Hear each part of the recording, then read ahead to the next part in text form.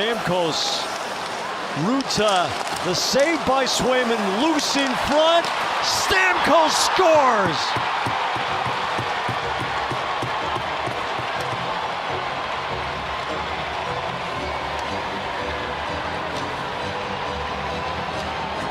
You talk about making something out of nothing. I mean, they're standing still at the offensive blue line, but they still maintain possession.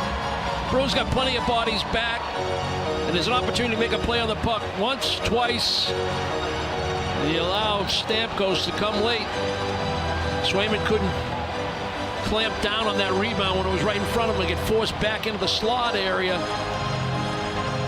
Looked like it was Kucherov that reached in and threw it back behind him, hoping that maybe it might find Stamkos. Well, it did.